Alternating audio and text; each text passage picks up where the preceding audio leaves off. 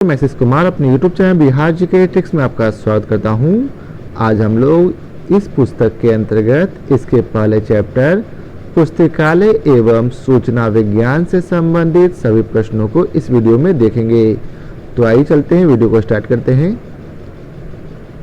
तो आज का पहला प्रश्न है, स्वतंत्रता से पूर्व बड़ौदा राज्य में पुस्तकालय के विकास के लिए पुस्तकालय आंदोलन में किसका योगदान रहा था? तो याद रखेंगे इसका सही उत्तर है ऑप्शन बी, अर्थात महाराजा सयाजी राव गायकवाड़ तृतीय का पुस्तकालय के विकास में पुस्तकालय आंदोलन में योगदान रहा था। अब आइए चलते हैं अगले प्रश्न पर। उस समिति की पहचान करें जिसे पुस्तकालयों से संबंधित भारतीय मानकों के उत्तरदायित्व का भार दिया गया है। तो इसका सही उत्तर है ऑप्शन डी, अर्थात MSD5।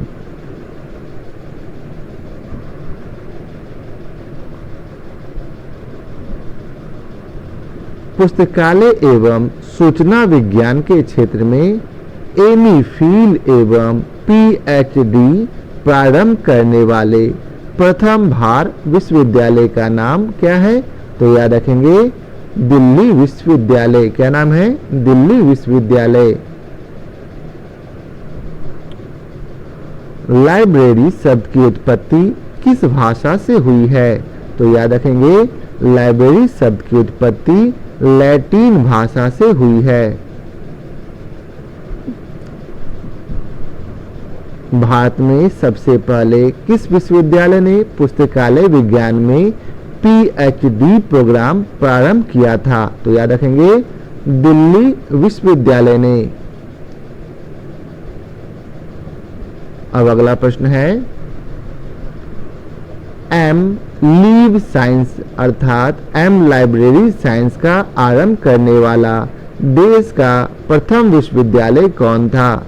तो याद रखेंगे यूनिवर्सिटी ऑफ दिल्ली। कौन था? यूनिवर्सिटी ऑफ दिल्ली, अर्थात दिल्ली यूनिवर्सिटी।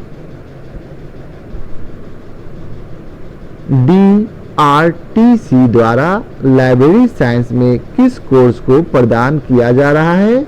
तो याद रखेंगे मास्टर डिग्री को। किस कोर्स को? मास्टर डिग्री को। अब अगला प्रश्न है, भारत में कब और कहां पर पुस्तकालय विज्ञान शिक्षा आरंभ की गई? तो याद रखेंगे बड़ौदा 1911 में। कब? बड़ौदा 1911 में। अगला प्रश्न है, ग्रंथालय एवं सूचना पद्धति की राष्ट्रीय नीति के चेयरमैन कौन थे? तो याद रखेंगे ऑप्शन बी, अर्थात DP चट्टोपाध्याय। क्या नाम था? DP चट्टोपाध्याय। अब अगला प्रश्न है, मिलान करना है। तो यदि आप चाहें तो इस प्रश्न का मिलान खुद से कर सकते हैं, नहीं तो आइए चलते हैं हम लोग इसके सही उत्तर को जानते हैं। तो इसका सही उत्तर है सिन्हा कमेटी। यह पंचायत, ब्लॉक, जिला और राज्य स्तर पर पुस्तकालय से संबंधित है। वहीं डॉक्टर SR रंगनाथन कमेटी जो है यह पुस्तकालय स्टाफ संख्या से संबंधित है। Option C, report of doctor Sao and doctor DB Krishna Rao, यह कृषि पुस्तकालयों का राष्ट्रीय कृषि सिस्टम से संबंधित है। वहीं डॉक्टर J भोर कमेटी जो है यह केंद्रीय चिकित्सा पुस्तकालय से संबंधित है।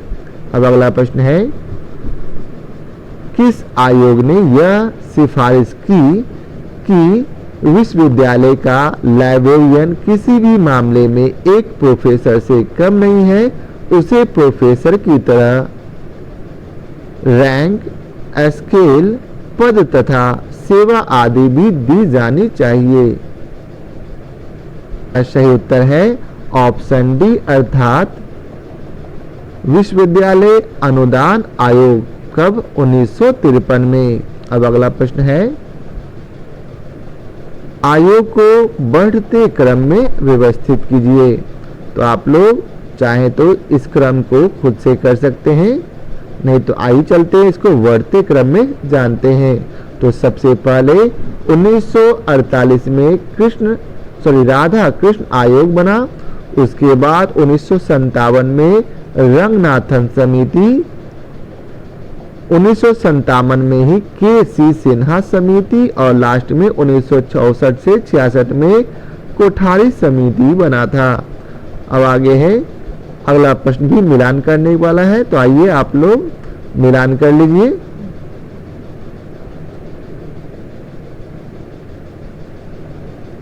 तो आइए चलते इसके सही उत्तर को जानते हैं। डी.एम. कोठारी आयोग, इसका विचार था कि किसी भी विभाग के लिए अपने पुस्तकालय की उपेक्षा करने से अधिक हानिप्रद और कुछ नहीं हो सकता।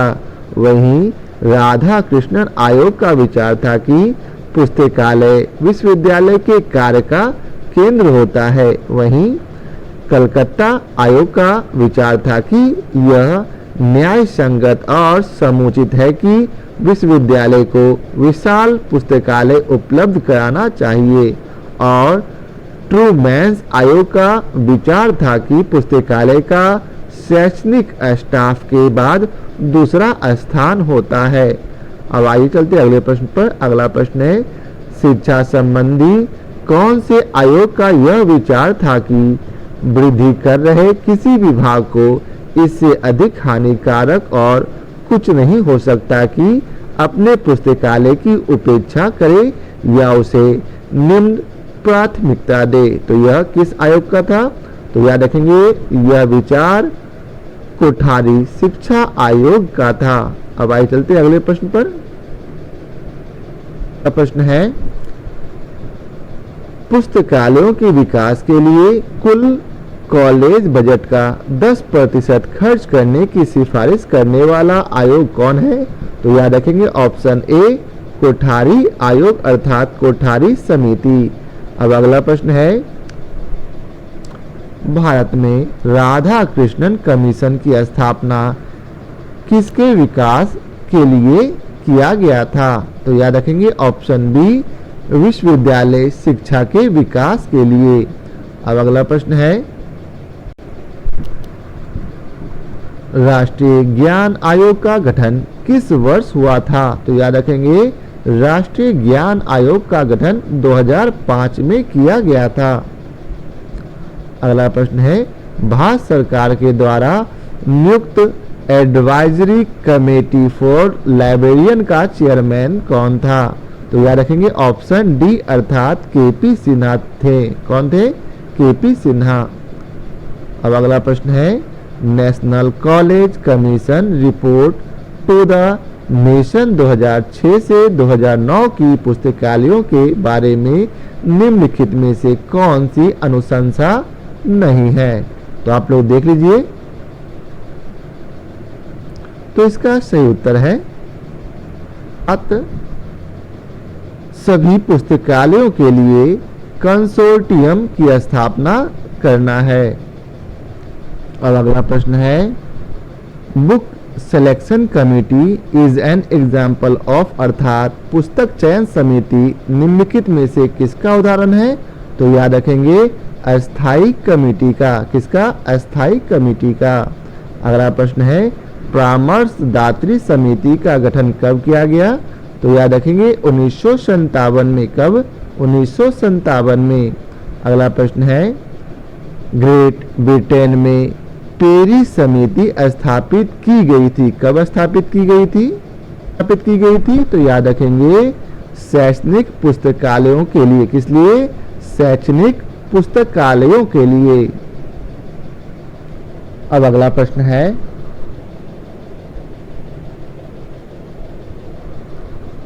भारत में कौन से वर्ष में हंटर आयोग का गठन किया गया था?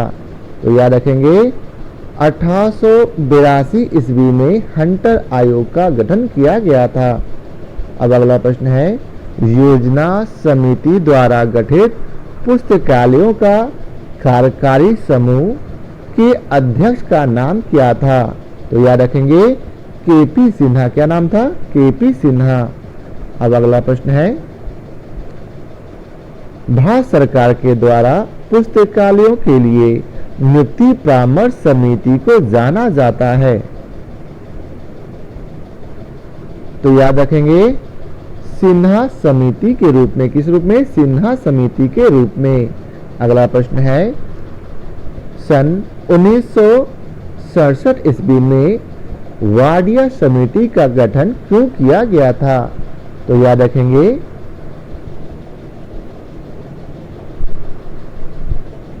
पुस्तकालय प्रशिक्षण की नवीन तकनीक के लिए। किस लिए? तो पुस्तकालय प्रशिक्षण की नवीन तकनीक के लिए। अब अगला प्रश्न है, केपी सिन्हा समिति की सिफारिशें पुस्तकालयों से संबंधित है। किससे? तो याद रखेंगे सार्वजनिक से। किससे? सार्वजनिक से। अब अगला प्रश्न है, चट्टोपाध्याय समिति की नियुक्ति किसके द्वारा की गई थी? तो याद रखेंगे चट्टोपाध्याय समिति की नियुक्ति संस्कृति विभाग भारत सरकार के द्वारा की गई थी। किस आयोग ने विश्वविद्यालय के कुल बजट का 6.5% अपनी पुस्तकालय के लिए नियत करने की सिफारिश की है? तो याद रखेंगे ऑप्शन बी अर्थात राधा कृष्णन उच्चतर शिक्षा आयोग ने। किस आयोग ने? राधा कृष्णन उच्चतर शिक्षा आयोग ने। अब अगला प्रश्न है, 1971 में दामोदरन समिति की नियुक्ति खाली स्थान कार्य की समीक्षा के लिए अर्थात किसकी समीक्षा? कार्य की समीक्षा के लिए किया गया था। तो आप लोग याद रखेंगे ऑप्शन ए अर्थात पॉलिटेक्निक्स पुस्तकालय के लिए। किसकी समीक्षा के लिए? तो पॉलिटेक्निक्स पुस्तकालय की समीक्षा के लिए। अब अगला प्रश्न है, पुस्तकालय विकास हेतु कॉलेज के कुल बजट का 10% व्यय करने के लिए किस आयोग ने सिफारिश की थी? तो इसका उत्तर मैंने पहले भी दिया है, तो आप लोग अगर वीडियो को अभी तक ध्यान से देखे हैं तो इस प्रश्न का उत्तर आप दे पाओगे। अतः आप इस प्रश्न का उत्तर हमारे कमेंट बॉक्स में करेंगे। अब अगला प्रश्न है, निम्नलिखित में से कौन राष्ट्रीय ज्ञान कमीशन भारत की संस्तुति नहीं है? तो आप लोग याद रखेंगे ऑप्शन सी अर्थात राजा राम मोहन राय पुस्तकालय न्यास राष्ट्रीय समन्वयक एजेंसी के रूप में कार्य करें, यह संस्तुति नहीं है।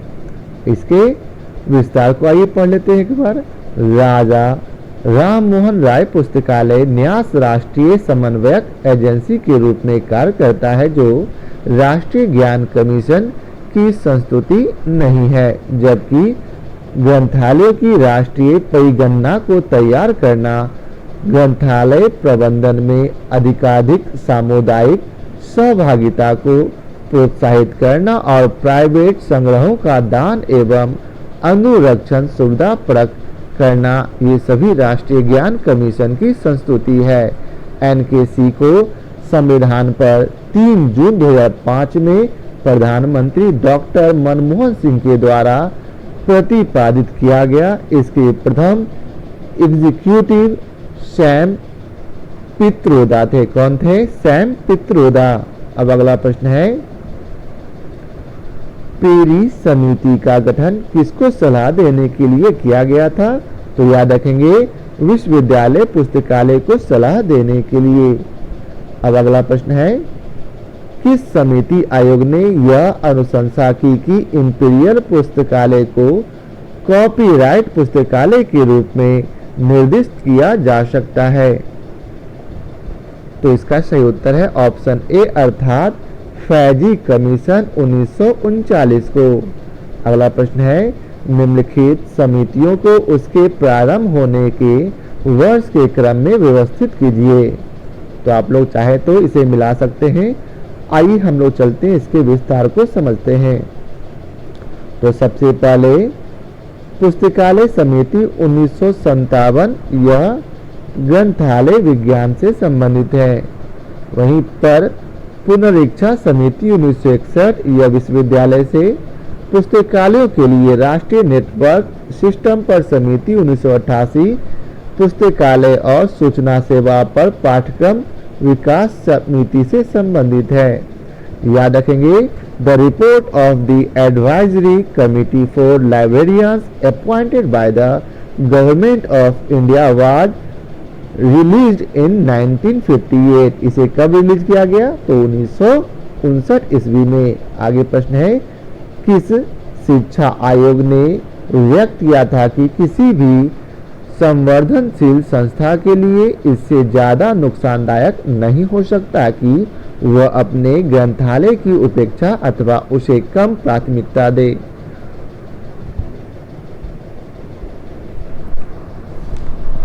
तो इसका सही उत्तर है ऑप्शन ए अर्थात कोठारी शिक्षा आयोग।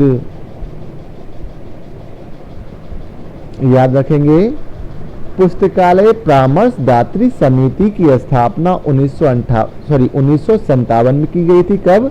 1957 में। वहीं समीक्षा समिति की स्थापना 1961 में। DRTC अर्थात डॉक्यूमेंटेशन रिसर्च ट्रेनिंग सेंटर की स्थापना 1962 में और शारदा रंगनाथन संदान समिति की स्थापना 1963 में की गई थी। अब अगला प्रश्न है, किस समिति ने यह अनुशंसा की थी कि इंपीरियल लाइब्रेरी को कॉपीराइट लाइब्रेरी का नाम दिया जाए? तो इसका सही उत्तर है ऑप्शन बी अर्थात रिची समिति 1926। अब अगला प्रश्न है, वर्ष 1986 में DP चट्टोपाध्याय की अध्यक्षता में अधिकृत समिति के उद्देश्य क्या थे? तो आप लोग ऑप्शन देख सकते हैं। तो आइए चलते इसके विस्तार को पढ़ते हैं। तो यह स्टार मार्क्स है।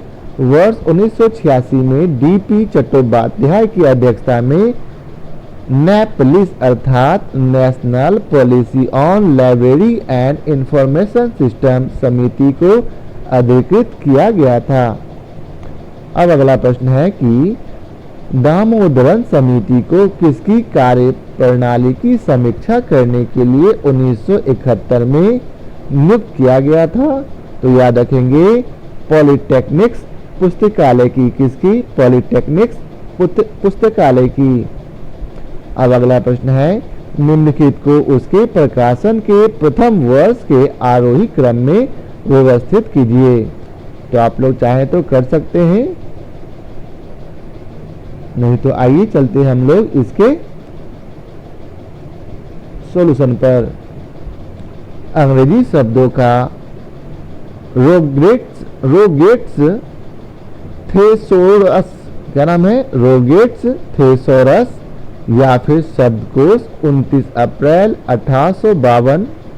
वहीं कॉम्पेंडेक्स को 1884, BNB को 1950 और INB की स्थापना 1958 में की गई थी। EI कॉम्प्लेंडेक्स एलिजीवियर, क्या नाम है? एल्जीवियर द्वारा प्रकाशित एक इंजीनियरिंग बिब्लियोग्राफिक डेटाबेस है। यह इंजीनियरिंग सामग्रियों से संबंधित वैज्ञानिक साहित्य को अनुक्रमित करता है। 1882 में इसे शुरू किया गया। यह इंजीनियरिंग इंडेक्स के मूल शीर्षक के तहत हाथ से संकलित किया गया था। वहीं कॉम्पेंडेक्स नाम का अर्थ कंप्यूटराइज्ड इंजीनियरिंग इंडेक्स है। वहीं रोगेट्स थियोसोरस यह एक व्यापक रूप से इस्तेमाल की जाने वाली अंग्रेजी भाषा की थीसॉरस है, जिसे 1805 में पीटर मार्क रोजेट ब्रिटिश चिकित्सक, प्राकृतिक धर्मशास्त्री और लेक्सियोग्राफर द्वारा बनाया गया था। यह 29 अप्रैल 1952 को जनता के लिए जारी किया गया था। वहीं BNB ब्रिटिश नेशनल बिब्लियोग्राफी का विकास 1950 में किया गया था। इसके जनरल और बुक टाइटल UK और आयरलैंड में प्रकाशित तथा वितरित किए जाते हैं। INB इंडियन नेशनल बिब्लियोग्राफ का प्रथम प्रकाशन 1958 में किया गया।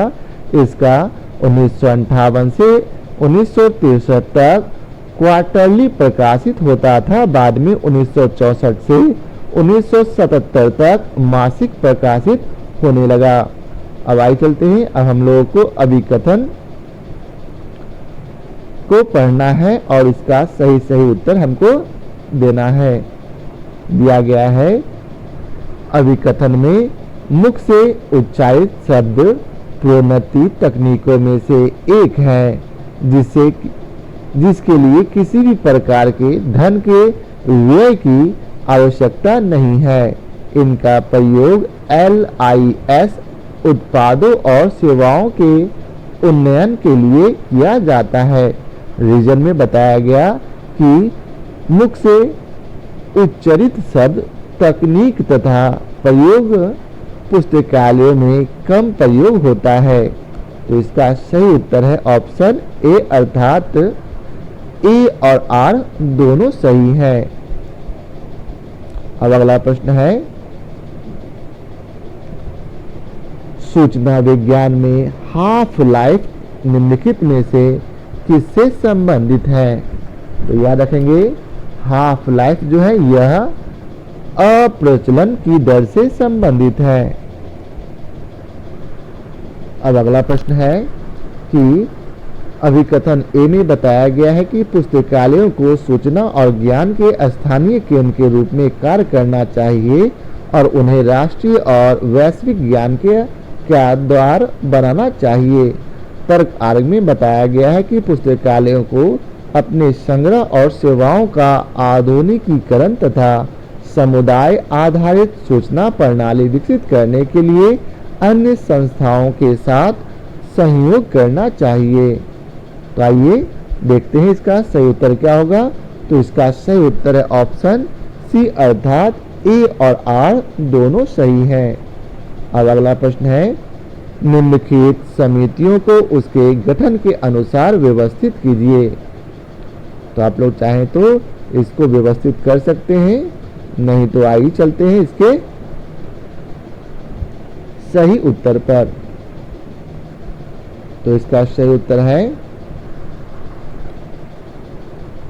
KP सिन्हा समिति की स्थापना 1958 में, पुस्तकालय और सूचना विज्ञान के बारे में समीक्षा समिति की स्थापना 1961 में, उसके बाद राष्ट्रीय पुस्तकालय और सूचना सेवा समिति के बारे में DP चट्टोपाध्याय समिति की अध्यक्षता 1985 से 86 में, और उसके बाद सबसे आखिरी में विश्वविद्यालय पुस्तकालयों के लिए राष्ट्रीय नेटवर्क प्रणाली के बारे में समिति 1988 में स्थापित की गई थी।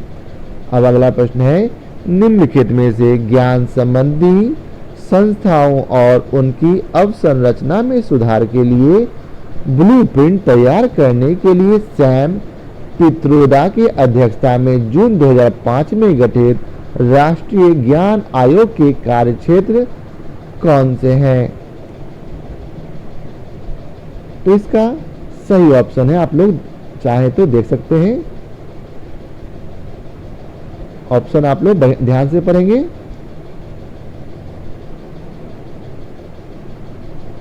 तो इसका सही ऑप्शन है ऑप्शन सी, अर्थात A, C और D तीनों सही हैं।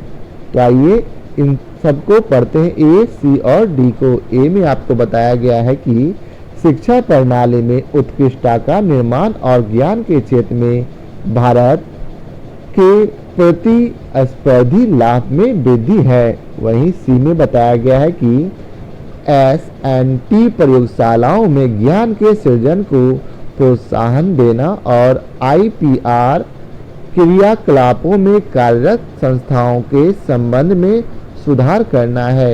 वहीं आगे बताया क्या गया है कि कृषि और आयोग ने ज्ञान के अनुप्रयोग को बढ़ावा देना और सरकार को प्रभावी, पारदर्शी और जवाबदेही बनाने के लिए ज्ञान क्षमताओं का उपयोग करना है।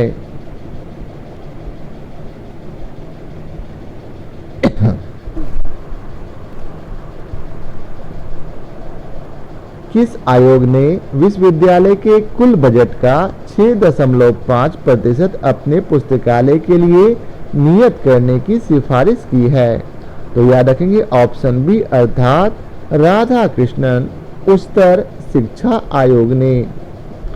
अब अगला प्रश्न है, राष्ट्रीय ज्ञान आयोग 2005 में पुस्तकालय और सूचना व्यवसाय से निम्नलिखित में से कौन कौन संबंधित थे? तो इसका सही उत्तर है ऑप्शन सी अर्थात पीबी मंगला, सी कल्पना दास गुप्ता और ARD प्रसाद। हैप्टिक्स एक अवाचिक संप्रेषण का रूप है जिसका उपयोग होता है। तो इसका उपयोग संप्रेषण के लिए स्पर्श करने में किया जाता है। अब अगला प्रश्न है, निम्नलिखित संप्रेषण मॉडलों को उनके उद्भव के क्रमानुसार लगाइए। तो इसका सही ऑप्शन है ऑप्शन डी अर्थात सबसे पहले ए होगा, फिर डी, उसके बाद सी और फिर बी। कौन है?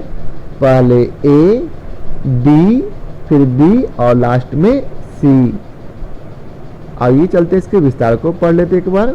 दिया गया है कि the dance model of Harold ड्यूलाइट लैसवॉल की स्थापना 1948 में, वहीं interactive model of Wilbur Schramm की स्थापना 1954 में, SMCR model of David Kenneth Berlo की स्थापना 1960 में और लास्ट में circular model of Lee Thayer की स्थापना 1968 में की गई थी।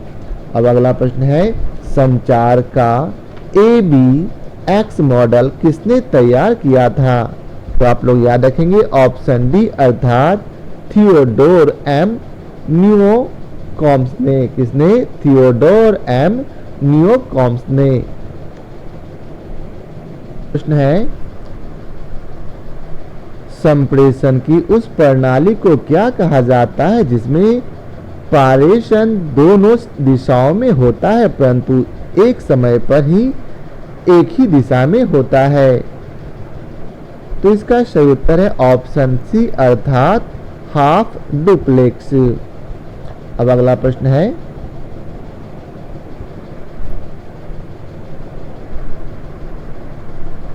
संप्रेषण की सामान्य प्रणाली सिद्धांत किसने प्रस्तावित किया था?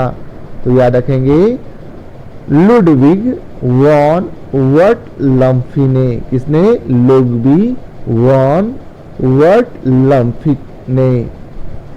अब अगला प्रश्न है, संप्रेषण के समव्यवहार मॉडल का सुझाव किसने दिया था? तो याद रखेंगे डीन बॉर्लंड ने। अब अगला प्रश्न है, निम्नलिखित में से किसके द्वारा संचार के मॉडल निरूपित किए गए थे? तो इसका सही उत्तर है सैनॉन एवं वीवर ने। क्या नाम है? सैनॉन एवं वीवर। अब अगला प्रश्न है, आप लोग चाहें तो वीडियो को पॉज करके इसके डिटेल को पढ़ सकते हैं। अब अगला प्रश्न है, निम्नलिखित में से कौन सा संचार का नमूना नहीं है? तो याद रखेंगे विंटेज नमूना जो है यह संचार का नमूना नहीं है। अब अगला प्रश्न है निम्नलिखित में से किसके द्वारा संचार के मॉडल निरूपित किए गए? तो याद रखेंगे शैनॉन एवं वीवर के द्वारा। अब अगला प्रश्न है औपचारिक संचार किस पर आधारित है? तो याद रखेंगे एस्नेलर चेन पर। किसने? एस्केलर चेन पर। अब अगला प्रश्न है निम्नलिखित में से कौन सा संप्रेषण प्रणाली के साथ संबंधित नहीं है? तो इसका सही उत्तर है ऑप्शन डी अर्थात उत्क्रम माप। क्या नाम है? उत्क्रम माप। संप्रेषण का गणितीय सिद्धांत किसके द्वारा विकसित किया गया? तो याद रखेंगे शेनॉन और वीवर के द्वारा। किसके द्वारा? शेनॉन और वीवर के द्वारा। अगला प्रश्न है संचार के हेलिकल मॉडल के प्रवर्तक कौन थे? तो संचार के हेलिकल मॉडल के प्रवर्तक एफ डेंस थे। कौन? F dense. अब अगला प्रश्न है प्राप्तकर्ताओं को सूचना अनुदेश अथवा प्रेरणा प्रदान करने के उद्देश्य से कौन सी सूचना का सिद्धांत फोकस करता है? इसका सही उत्तर है एक फॉक्स सिद्धांत। क्या है? एक फॉक्स सिद्धांत। अनुसंधान किस लिए किया जाता है? तो इसका सही उत्तर है ऑप्शन ए, ऑप्शन 3 और ऑप्शन 4 अर्थात नए ज्ञान की उत्पत्ति करने के लिए, संप्रेषण कुशलताओं के विकास के लिए और विद्यमान ज्ञान की पुनर्व्याख्या के लिए। अर्थात इसका सही उत्तर ऑप्शन 3 होगा। फिर से इसका ऑप्शन मैंने शायद गलत बोल दिया। क्या क्या कारण है? तो याद रखेंगे 1, 2 और 4 अर्थात सिद्धांत का विकास करने के लिए, नए ज्ञान की उत्पत्ति करने के लिए और विद्यमान ज्ञान की पुनर्व्याख्या करने के लिए। अब अगला प्रश्न है प्रारंभ, चयन, अन्वेषण, निरूपण, संग्रहण एवं प्रस्तुतीकरण सूचना खोज संबंधी व्यवहार के किस मॉडल के चरण है? तो इसका ऑप्शन है ऑप्शन सी अर्थात कुहलथाओ मॉडल। कौन सा? कुहलथाओ मॉडल। आप लोग चाहें तो इसका स्क्रीनशॉट लेकर के या फिर वीडियो को पॉज करके पढ़ सकते हैं। सूचना संचार प्रौद्योगिकी की महत्वपूर्ण समस्याएं क्या हैं? तो याद रखेंगे समस्या है सूचना अतिभार, दूसरा सूचना असुरक्षा और तीसरा है संचार के ऊपर नियंत्रण की कमी। तो इसका सही उत्तर होगा ऑप्शन 3।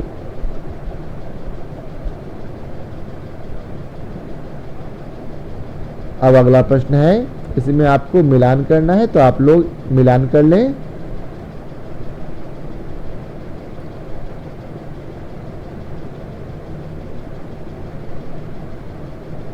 तो आइए चलते हैं इसके सही उत्तर पर।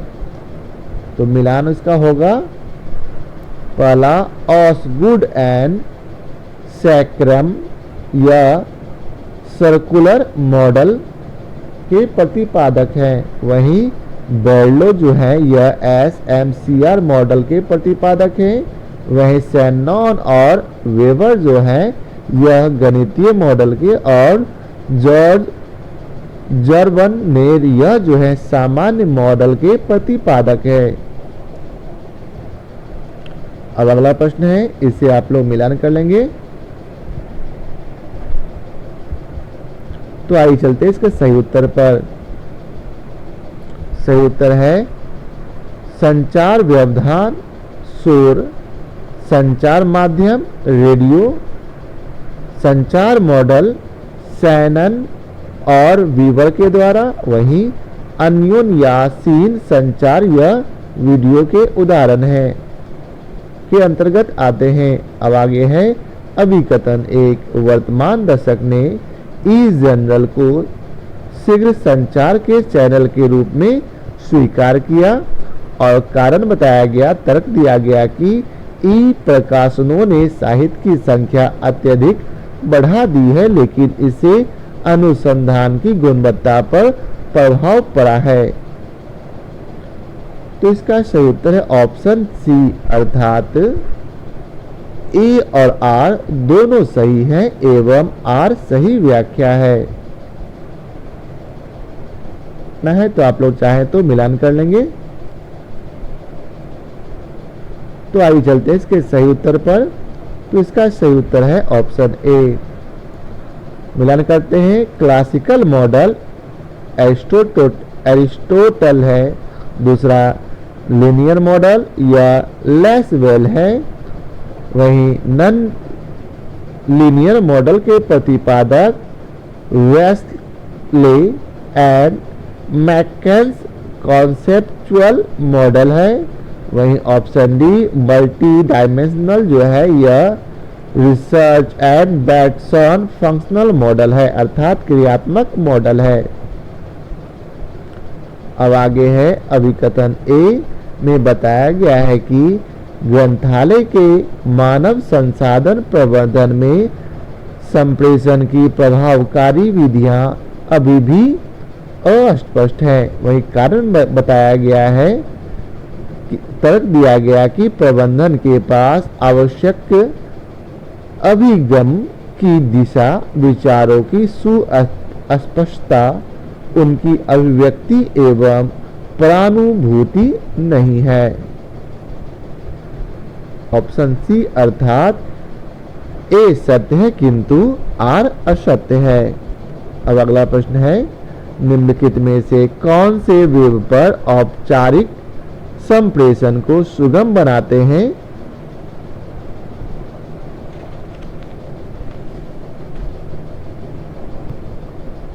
तो इसका सही उत्तर है ऑप्शन डी, अर्थात 1 और 2 सही है, अर्थात खंडित स्क्रीन्स और चैट। अब अगला प्रश्न है, निम्नलिखित में से कौन से परिवर्तन प्रबंधन मॉडल नहीं है? तो याद रखेंगे ऑप्शन सी अर्थात लैसवेल का मॉडल और एपिडेमिक मॉडल।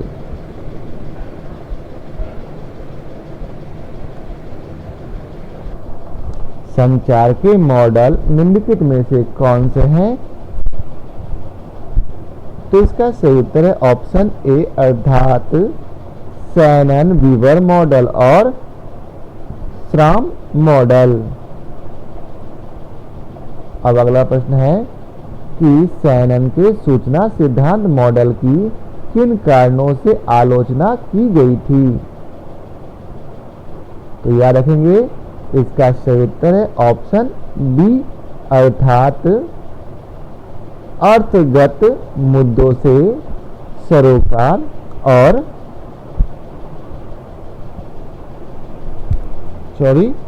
इसका सही उत्तर है इंजीनियरिंग अभिनति और तकनीकी प्रसारण के लिए सरोकार। तो इसका सही उत्तर यही दोनों है। आप लोग चाहे तो इसके डिटेल को पढ़ सकते हैं। अब आइए चलते अगले प्रश्न पर। अगला प्रश्न है, वेब पर औपचारिक संचार को निम्नलिखित में से क्या सुगम बनाता है?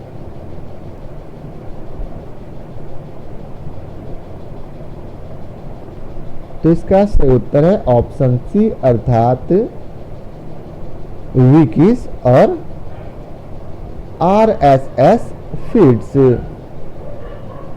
अब अगला प्रश्न है, संप्रेषण अर्थात संचार के मॉडल कौन से नहीं है?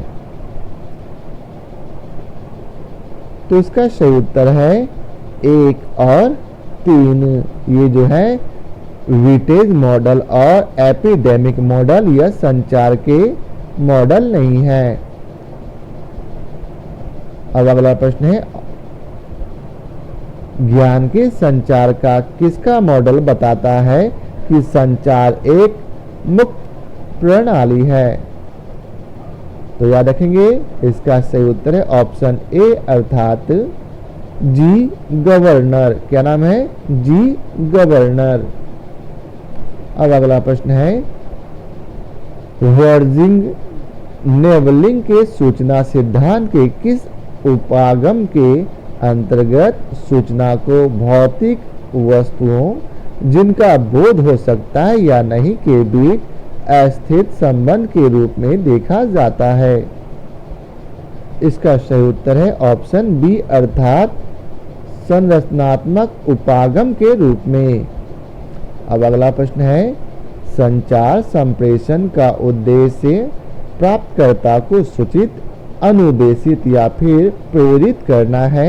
इस पर कौन सा सूचना सिद्धांत केंद्रित करता है? तो इसका सही उत्तर है एकॉम्फ का सिद्धांत। अब अगला प्रश्न है, SMCR संचार प्रतिरूप का विकास किसके द्वारा किया गया?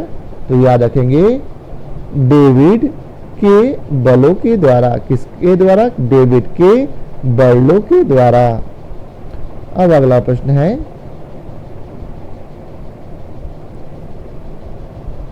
निम्नलिखित में से कौन संचार के एक रेखीय प्रतिरूप है?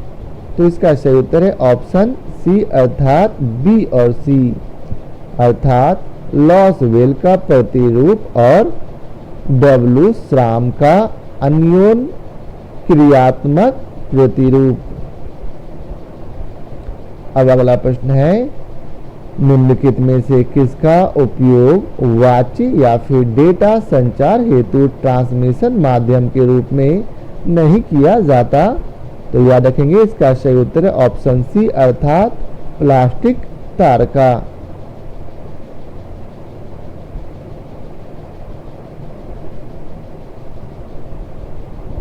निम्नलिखित में से कौन वारेन वीवर द्वारा पहचान किए गए संचार प्रक्रिया में बाधाओं के स्तर हैं? तो इसका सही उत्तर है अर्थपरक। क्या है? अर्थपरक और तकनीकी और प्रभावकारी। अब अगला प्रश्न है, टॉम विल्सन के विस्तारित मॉडल में उनके घटित होने का कालक्रम क्रम में व्यवस्थित कीजिए।